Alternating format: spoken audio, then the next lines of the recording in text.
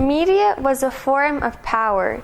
If the Communist Party was able to control what a population read, they hoped it could also influence what the people thought and believed. This was partly why the press and media was strictly censored in Lithuania during the Soviet occupation.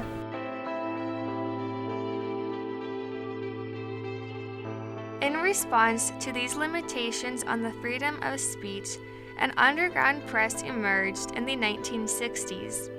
This press reminded people that there was once a different Lithuania, a free Lithuania before the Soviet invasion, and that this free Lithuania could exist again. This may look like an ordinary greenhouse, but if you turn this hidden handle slowly, the cement pool slides away and you gain access to an underground press.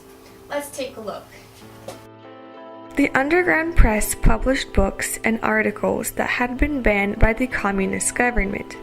It also published articles that reported events and human rights abuses that were hidden or rewritten in Soviet press, like repressions against religious acts. While these publications were illegal in Lithuania, people were still able to learn about its content by secretly listening to the Voice of America and Radio Free Europe.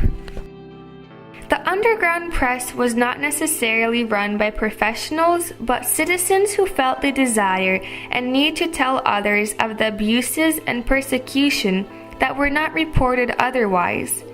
Some of these publications were reproduced by members of the diaspora community and were also used to show outside the governments of Western Europe and the United States that the Soviet Union was violating human rights in Lithuania, and Lithuania wanted to be free again.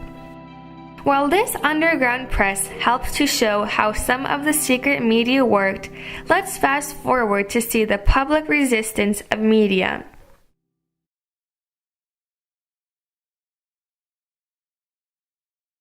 Here we are in Vilnius, the capital of Lithuania, in the TV and radio headquarters. We are at the site that was part of the events of the night of January 13, 1991. Soviet military tanks started to roll towards the tower, and thousands of Lithuanians came to stand in defense and blockade the storming of the Lithuanian radio and television building. This night, 14 unarmed civilians were killed and 700 were injured as part of the Soviet attempt to suppress the drive for independence. On this night, Mrs. Eglė Bučelytė was the journalist in this TV tower. She courageously defied the attacking Soviet soldiers by risking her own life to stay on air, to broadcast the unraveling events to the Lithuanian people and the world, right until the moment that the Soviet soldiers broke in through the door and led her outside.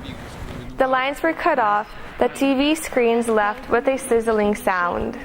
Please listen to our video interview with Mrs. Eglė Bučelytė as she remembers this night, as well as interviews with other journalists and people in the media industry during this time period.